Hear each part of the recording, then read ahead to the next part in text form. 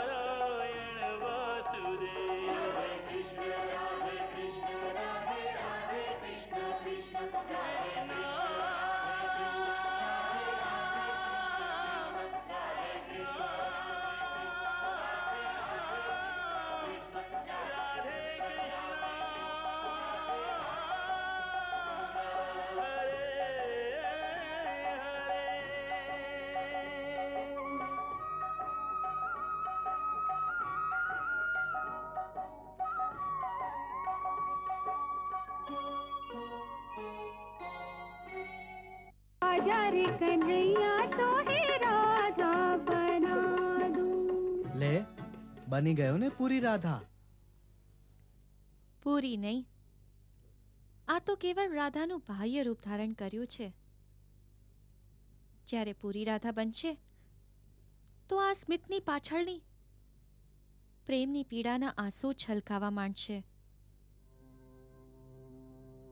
હજુ તારા વક્ષમાં રાધાનું હૃદય નથી ને, અને રાધાના હૃદયમાં જે કૃષ્ણને માટે પ્રેમ છે એ નથી ને.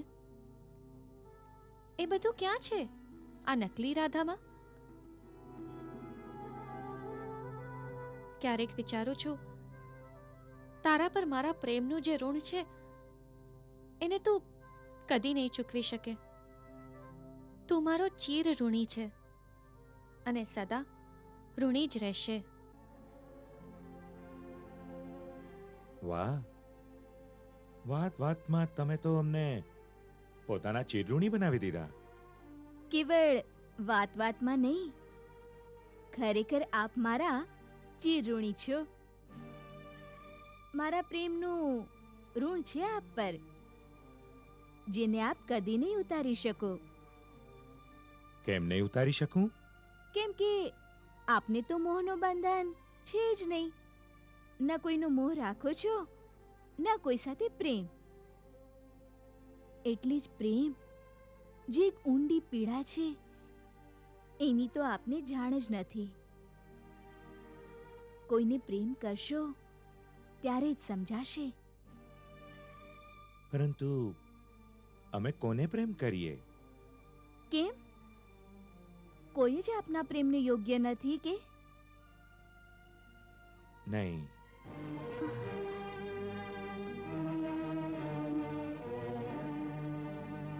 હું પણ નહીં. કહો ને, હું પણ નહીં. જો રાધે, પ્રેમ કોઈ બીજા સાથે થતો હોય છે. આપણામાં બીજું કોણ છે? આપણે બંને તો એક જ છીએ.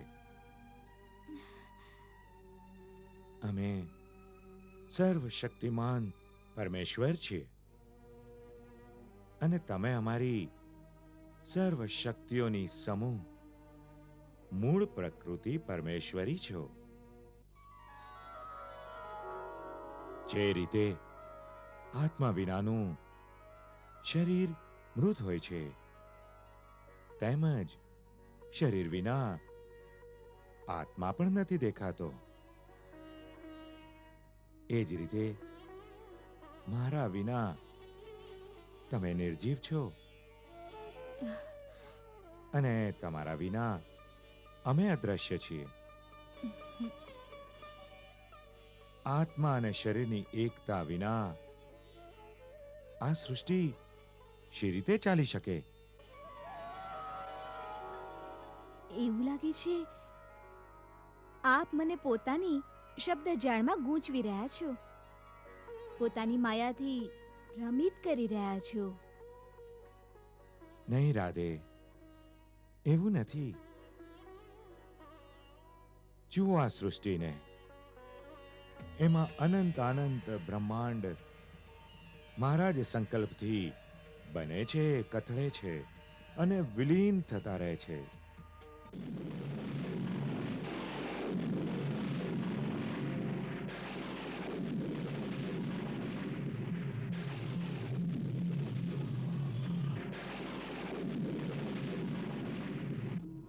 આ જગતમાં અમે સ્વયં પોતાની જાતને પણ કદી વ્યક્ત, કદી દ્રોહિત કરીને અમારી જ લીલાનો આનંદ લઈએ છીએ. સારા નરસા દરેક પ્રાણીમાં સ્વયં અમે જ તો છીએ. મારવાવાળા પણ અમે, મરવાવાળા પણ અમે, માતા પણ અમે, પુત્ર પણ અમે, યોગી પણ અમે, ભોગી પણ અમે, કૃષ્ણ પણ અમે અને રાધા પણ અમે જ છીએ.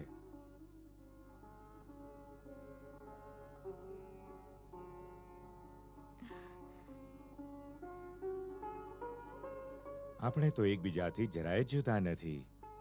ફૂલ અને સુગંધની જેમ એકબીજામાં સમાયેલા જ છીએ. જેમ સૂર્ય અને એનું તેજ, જળ અને એની લહેર એકબીજાથી ભિન્ન નથી હોતા, એ જ પ્રકારે કૃષ્ણ અને રાધા પણ એકબીજાથી ભિન્ન નથી. તો જ્યારે કોઈ બીજું છે જ નહીં, તો અમે કોને પ્રેમ કરીએ? જો આપનું આ દર્શન સત્ય છે તો મને આપ માટે આટલો પ્રેમ કેમ છે?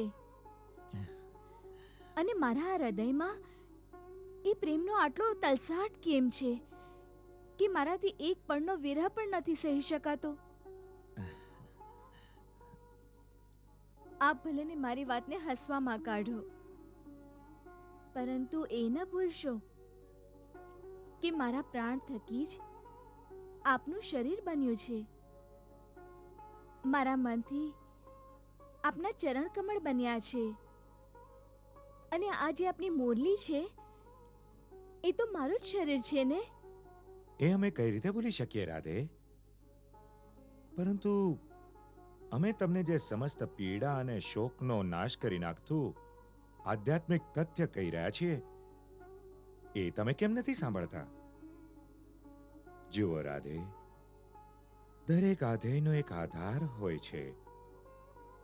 જે રીતે ફળનો આધાર ફૂલ હોય છે, ફૂલનો આધાર પાંદડા, પાંદડાનો આધાર વૃક્ષ હોય છે અને વૃક્ષનો આધાર બીજ હોય છે, એ જ પ્રકારે આખા બ્રહ્માંડનો આધાર અમે છીએ.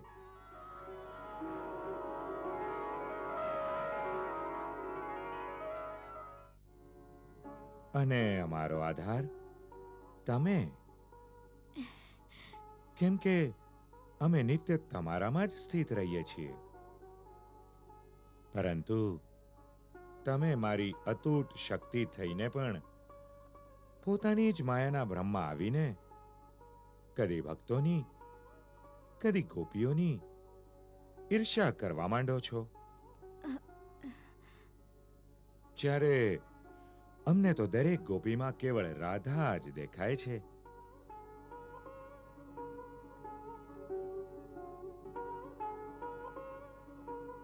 જુઓ રાધે, આ સૃષ્ટિમાં જ્યાં પણ કોઈ પણ યુગમાં અથવા કોઈ પણ રૂપમાં જ્યારે બે પ્રેમીઓ મળે છે તો એ બીજા કોઈ નહીં, સ્વયં રાધા અને કૃષ્ણ જ હોય છે. આ તથ્યને સમજીને પોતાની લીલામાં આનંદ લો અને અમારી જેમ માયાથી દૂર રહીને માયાનો ખેલ જોતા રહો. માયાનો ખેલ? આપ એમ કહેવા માંગો છો કે માયાનું કોઈ તથ્ય નથી? એ બધું ખોટું છે? અમે એવું નથી કહ્યું કે માયા સર્વથા ખોટી છે. જેમ કે સપનું સત્ય નથી હોતું, પરંતુ સ્વપ્નનું એક અસ્તિત્વ તો છે જ, હમ, એટલે જે સર્વથા ખોટું એ નથી. એ જ પ્રકારે માયા પણ એ સત્ય પણ નથી, પરંતુ એ બધું સર્વથા ખોટું પણ નથી. એટલે જ અમે એમને ખેલ કહ્યો છે. આપની માયા ખોટી હોઈ શકે છે, સત્ય હોઈ શકે છે, અથવા ખેલ હોઈ શકે છે, કંઈ પણ હોઈ શકે છે. પરંતુ જેને પ્રેમ કહે છે તે ન ખેલ છે ન ભ્રમ, એ તો પરમ સત્ય છે અને એ જ આપના જગતનો આધાર છે. આ સત્યને ઉથાપવા માટે શું આપની પાસે કોઈ તર્ક છે? ના રાધે, સાચું કહ્યું આપે. જો પ્રેમ સત્ય નથી તો ભક્તિ સત્ય નથી, અને જો ભક્તિ સત્ય નથી તો ભગવાન પણ સત્ય નથી. હા રાધે, તમારા આ તર્કનો અમારી પાસે કોઈ ઉત્તર નથી. અમે હારી ગયા રાધે. તો ભગવાને હાર માની લીધી. હા, પ્રેમની સામે જ તો ભગવાન હારે છે, એટલે જ સદા ભક્તની જ જીત થાય છે. તો બસ સિદ્ધ થઈ ગયું. આપ મારા આ પ્રેમના ઋણી છો અને સદા રહેશો. આ ઋણને ચૂકવવાનું કોઈ સાધન છે? હા, એક સાધન છે. એ કયું? પ્રેમ. જ્યારે આ વૈરાગી મનને ત્યાગીને રાધા જેવું હૃદય આપ આપના વક્ષમાં ધારણ કરશો અને એ હૃદયમાં પ્રેમના તરંગ એક ઝંઝાવાતની જેમ ઉદ્ભવશે. અને જ્યારે એ પ્રેમના આનંદમાં પણ પીડા અને એ પીડામાં પણ આનંદનો અનુભવ કરશો, આપને સ્વયં ત્યારે સમજાઈ જશે કે રાધાના પ્રેમનું ઋણ શી રીતે ચૂકવી શકાય. ભલે તો પછી અમે તમારું આ ઋણ અવશ્ય ચૂકવીશું. ક્યારે? અમે હવે નિશ્ચય કર્યો છે કે કલયુગમાં એક એવો અવતાર લઈશું જેમાં શરીર તો કૃષ્ણનું જ હશે, પરંતુ હૃદય રાધાનું હશે. આહ, કેટલો આનંદ આવશે જ્યારે રાધાની જેમ જ વેવાળ થઈને કેવળ કૃષ્ણ કૃષ્ણ પોકારતા ફરશો. હા, એવું જ કરશું. એવું જ કરશું. ચૈતન્યના રૂપમાં નવદ્વીપથી લઈને વૃંદાવન સુધી કૃષ્ણ કૃષ્ણ પોકારતા રહીશું.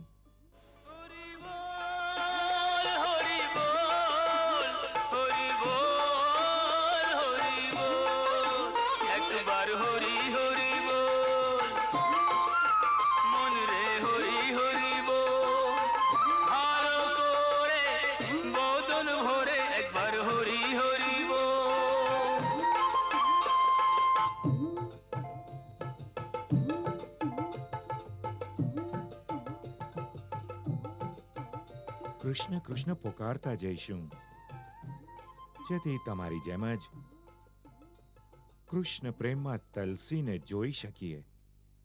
એ તલસાટનો પૂરો આનંદ લેવો હોય તો એક કામ કરજો, શું? મને મોરલી વગાડતા શીખવી દો. મોરલી વગાડતા? શું કરશો? જ્યારે આપ વિરહ વ્યથાથી પીડિત હશો ત્યારે આપની જેમ જ વૃંદાવનમાં હું બેઠી બેઠી મોરલી વગાડીશ,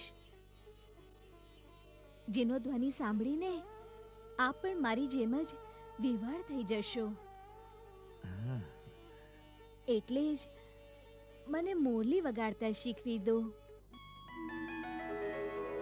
મને મોરલી વગાડતા શીખવ ને. મોરલી વગાડતા શીખવાડું? કેમ? એટલા માટે કે પહેલા તો મને સરખી ઊંઘ નથી આવતી.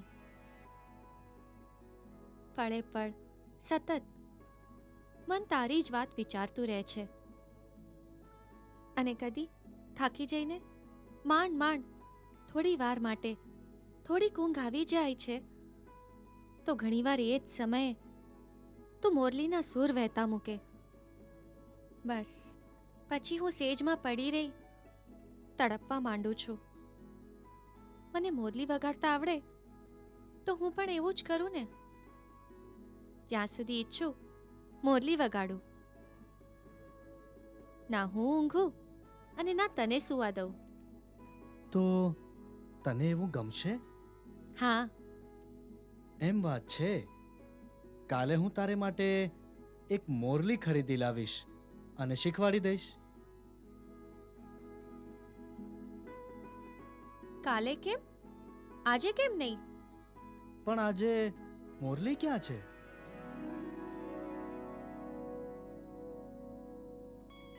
તો આ શું છે? મોરલી નથી? નહીં નહીં, આ તારા કામની નથી. કેમ? રાધે, તને એવી મોરલી જોઈએ જે કેવળ કૃષ્ણને જ જગાડે. અને આ? આ તો કૃષ્ણની મોરલી છે. જ્યારે એ વાગશે તો આખા બ્રહ્માંડને જગાડશે. પછી માત્ર તું જ નહીં, બીજા કોણ જાણે પ્રેમ તરસ્યા કેટલાય આત્મા આ મોરલીના સૂરમાં બંધાઈને અહીં ખેંચાઈ આવશે. અને જો એવું થયું તો તું શું કરીશ? પછી એ બધાને સંભાળવું તને નહીં ફાવે.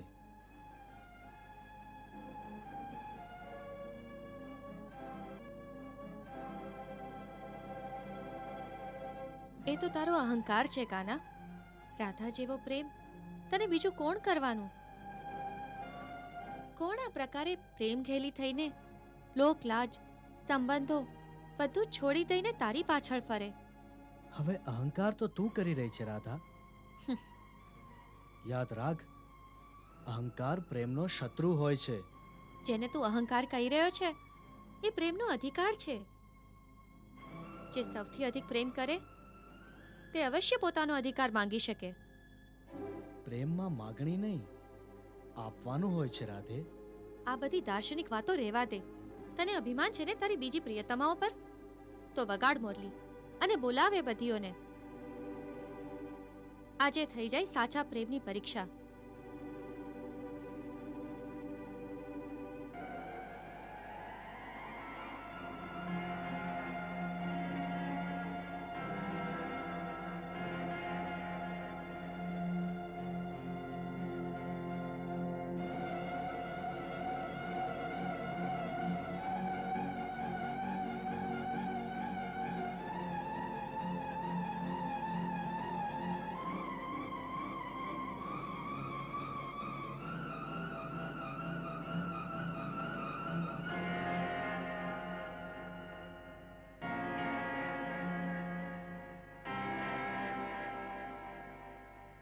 આ વર્તુળની અંદર એના જ પગ રહેશે જે તને મારા જેટલો જ પ્રેમ કરતી હોય, અન્યથા એ ભસ્મ થઈ જશે. જુએ છે શું? હા, બગાડ મોરલી અને બોલાવે બધીઓને. ફરી વિચારી લે. વિચારી લીધું.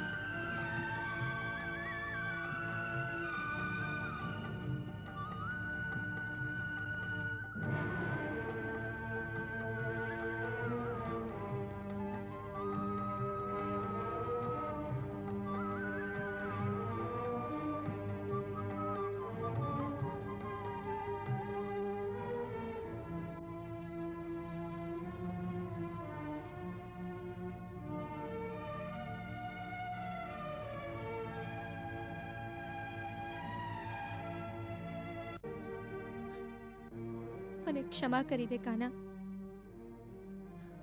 મેં તો ભૂલ માત્રથી તારા પર પોતાનો જ અધિકાર માન્યો હતો. આજે મારો અહંકાર તૂટી ગયો. રાધા હારી ગઈ.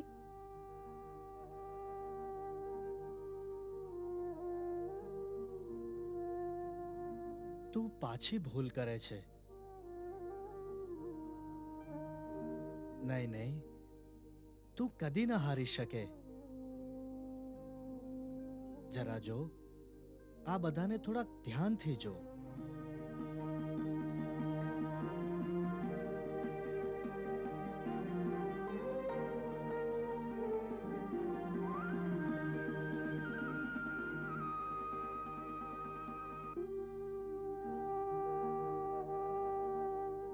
આને જો.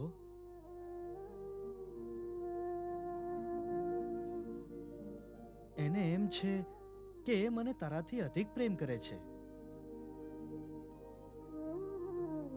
પરંતુ હું માત્ર તને જ પ્રેમ કરું છું. એટલે મારી ખુશી માટે પોતાના પ્રેમનું બલિદાન આપી રહી છે. એ સ્વયંને લલિતા કહે છે, પણ જો કે વાસ્તવમાં એ કોણ છે?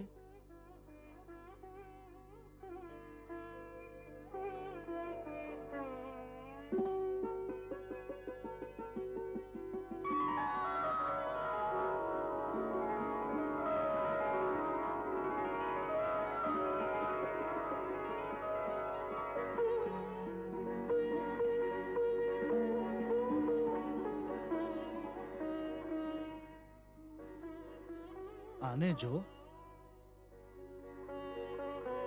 એ મનમાં ને મનમાં મને પોતાનો પતિ માની ચૂકી છે. એ પોતાનું નામ વિશાખા લેખાવે છે. એને પણ જો કે વાસ્તવમાં એ કોણ છે.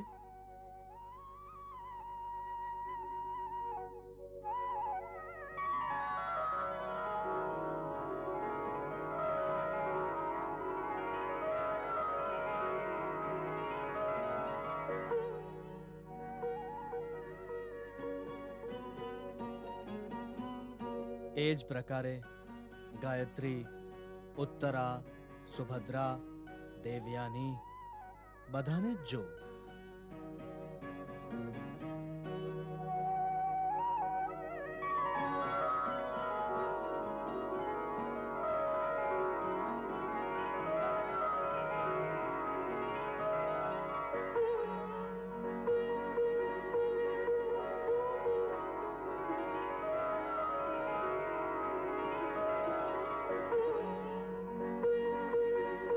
માયાવશ એ બધા પોતાના અલગ અલગ નામ ગણાવે છે, પણ મારી દ્રષ્ટિ પર માયાની કોઈ અસર થતી નથી. તે આ બધા મને તારા જ રૂપના દર્શન કરાવે છે. અર્થાત હું આ સર્વમાં તારા જ રૂપને જોઉં છું. એટલે જ આ સર્વનો મારા પર પૂર્ણ અધિકાર છે. અથવા તો તું કોઈ પણ રૂપે આવ, પણ તારો જ મારા પર પૂર્ણ અધિકાર છે.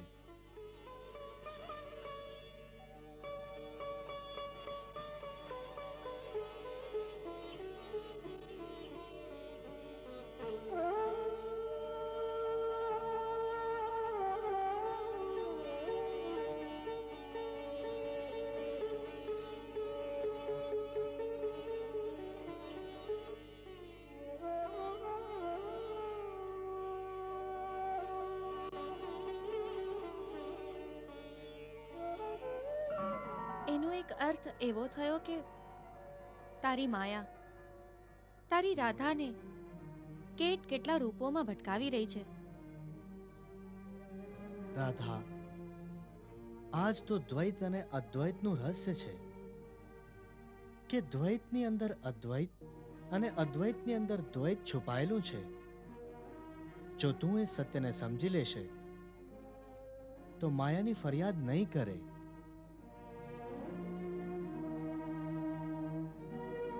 હું સીધી સાધી ગોવાલણ હું આટલી ઊંડી વાત નથી સમજી શકતી. આ વાત ઊંડી અવશ્ય છે, પરંતુ આનો અર્થ ખૂબ જ સરળ છે.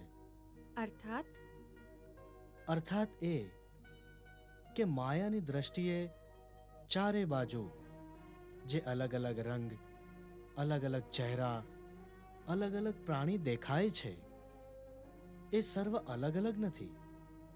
એ બધા એક જ છે, રાધા અને કૃષ્ણ. આ સંસારમાં જે કંઈ છે, જે કોઈ છે, એ તો કેવળ રાધા અને કૃષ્ણ જ છે. રાધા અને કૃષ્ણ સિવાય આ સંસારમાં બીજું કંઈ જ નથી. એક ચીજ છે, એ કઈ? પ્રેમ. રાધા અને કૃષ્ણનો પ્રેમ. એના વિનાનો તારો આ સંસાર શેના આધારે ટકી શકશે? આહાહા, કેટલી સત્ય વાત કરી તે, અને કેટલી સુંદર વાત કહી દીધી તે. આપણા આટલા લાંબા પહોળા તર્કને એક જ શબ્દથી હટાવી દીધો તે.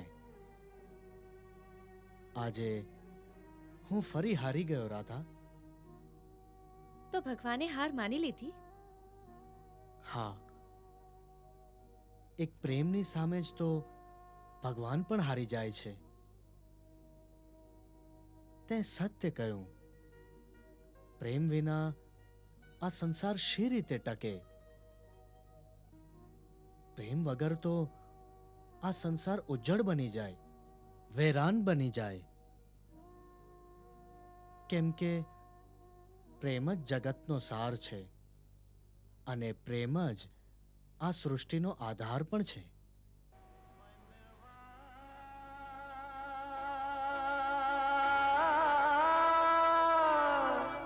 प्रेम जगत का सार रे मनवा, प्रेम जगत का सार. प्रेम पुजारिन राधे रानी हो, प्रेम पुजारिन राधे रानी, कृष्ण प्रेम अवतार रे मनवा. प्रेम जगत का सार रे मनवा, प्रेम जगत का सार.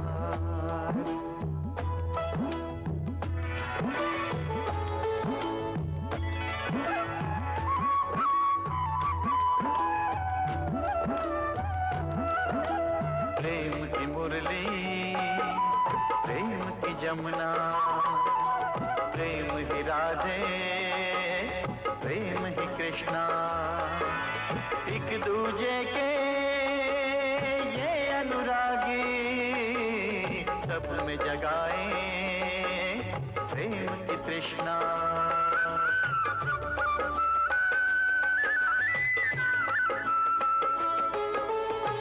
प्रेम में डूबे प्राण करत है हो, प्रेम में डूबे प्राण करत है, प्रेम के जय जयकार रे मनवा.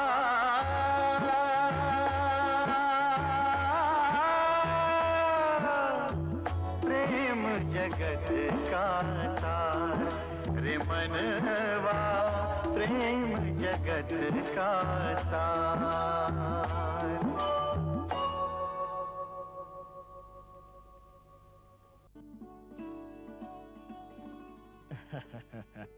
અચ્છા, તો દેવી દેવકીએ એમ કહ્યું કે એનો નાનો અભણ જ સારો છે.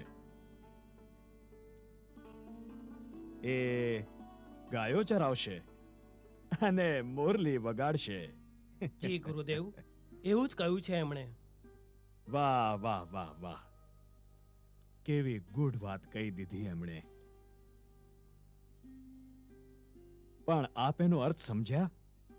ગુરુદેવ, આમાં ગુણ શું છે એ તો હું નથી જાણતો, પરંતુ મારા મતે તો દરેક પ્રાણીએ પોતપોતાના સામાજિક ઉત્તરદાયિત્વ અનુસાર જ કર્તવ્ય કરવું શોભાસ્પદ છે. હમ, આ જ તર્કથી હું માનું છું કે બલરામ અને કૃષ્ણ બંને રાજકુમારે પોતાના વંશ, પોતાના દેશ પ્રતિ પોતાની જવાબદારીઓને ધ્યાનમાં રાખીને એ જ કામ કરવું જોઈએ જેનાથી એક રાજકુમારનું ઉત્તરદાયિત્વ પૂરું થાય. હા, એ પણ યોગ્ય જ છે. પરંતુ શ્રી કૃષ્ણ કેવળ રાજકુમાર નહીં, કશુંક વિશેષ છે. આપ એના ઉત્તરદાયિત્વને સમજી શકો છો? અક્રૂરજી, જે વિદ્યા, જે જ્ઞાન આપ એમને શીખવવા માંગો છો, એ સર્વ મુરલીની ધૂનમાં છુપાયેલું છે. એના જ સુરમાં બ્રહ્માંડની ઉત્પત્તિનો રાગ છે અને સૃષ્ટિનો પ્રલય પણ એના જ સુરમાં નિહિત છે. એ જ મુરલીના સુરોના આરોહ અવરોહથી આ સમગ્ર સૃષ્ટિનું સંતુલન પણ થાય છે અને એમાં જ વૈરાગ્યના સ્વર પણ જન્મે છે. અને જ્યારે પણ ક્લીમ રૂપી કામ બીજના સ્વર એમાં ગુંજવા માંડે છે, ત્યારે આ આખો સંસાર પ્રેમના ઊંડા સાગરમાં ડૂબી જાય છે અને ચારે તરફ કેવળ પ્રેમ જ પ્રેમ લહેરાય છે. અને એ જ પ્રેમના સાગરમાંથી ભક્તિના દ્વીપ ઉપસવા માંડે છે. માટે અક્રૂરજી, મુરલી વગાડવાના કામને એટલું નાનું ન સમજતા. મારી દૃષ્ટતા ક્ષમા કરો ગુરુદેવ. આપનું કથન સત્ય છે, પરંતુ કેવળ એમને માટે જે ભક્તિ માર્ગના પથિક છે, જેમણે કર્મથી સંન્યાસ લઈ લીધો છે. પરંતુ જે કર્મયોગી છે, જેમણે સાધારણ જનતાના સુખ દુઃખની ચિંતા છે, એ એક આતતાઈના અત્યાચાર અને એના વ્યભિચારથી માનવ સમાજને રક્ષવાનું પોતાનું કર્તવ્ય સમજે છે. એમનો ધર્મ એ છૂટ નથી આપતો કે તે એક કાલ્પનિક વિશ્વાસનો આધાર લઈને આ પ્રકારે અકર્મણ્ય થઈને કેવળ હાથ પર હાથ મૂકીને સારો સમય આવવાની પ્રતીક્ષા કરતા રહે. હા અક્રૂરજી, એ પણ યોગ્ય છે જે આપ કહો છો. કર્મયોગીઓનો એ જ ધર્મ છે. પરંતુ આપની અને અમારી વાતમાં કેવળ એટલું જ અંતર છે કે આપ જેવા કર્મયોગી દરેક વાતને કેવળ મનુષ્યની દ્રષ્ટિથી જ જુએ છે અને કેવળ મનુષ્યની જ શક્તિ પર ભરોસો રાખીને પોતાનું કર્મ નિર્ધારિત કરે છે. પરંતુ અમારા જેવા ભક્ત કેવળ એની જ શક્તિ પર ભરોસો રાખીને કર્મ કરે છે, જે મનુષ્યને પણ શક્તિ આપે છે. અમે કર્મ તો કરીએ છીએ, પરંતુ પોતાના કર્મની અતિ શીઘ્ર સફળતા માટે આ રીતે બેચેન નથી થતા, કેમ કે અમે જાણીએ છીએ કર્મ અવશ્ય સફળ થશે. પરંતુ જ્યારે યોગ્ય સમય આવે. પણ એ યોગ્ય સમય આવશે ક્યારે ગુરુદેવ? મને તો સમય હાથમાંથી સરકી જતો દેખાય છે.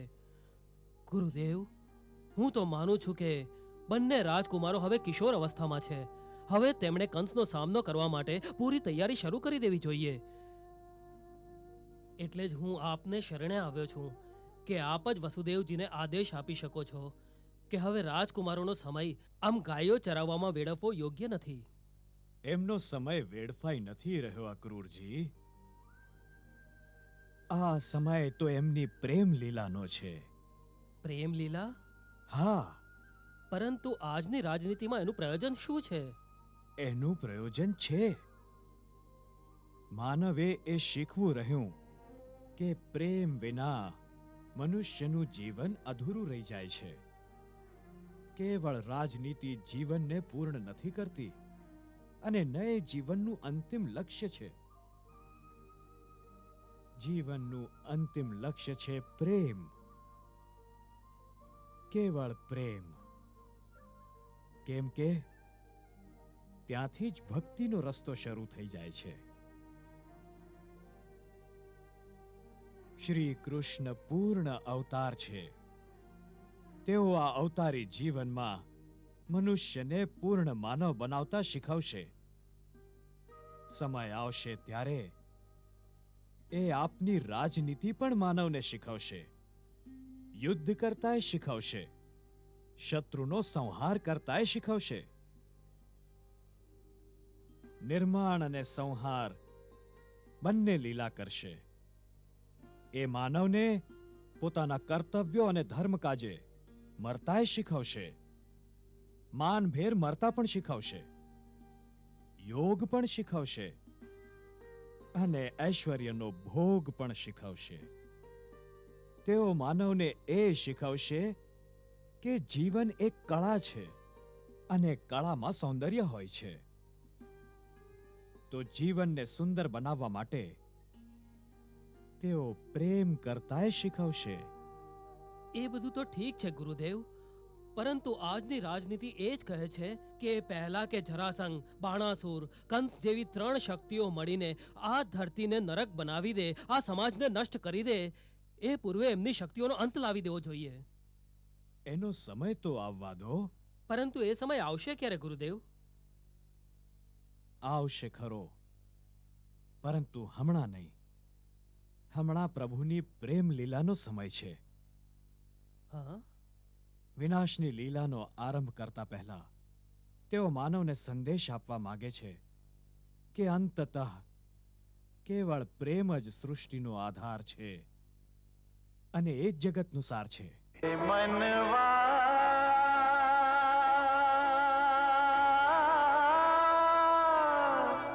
प्रेम जगत का सार रे मनवा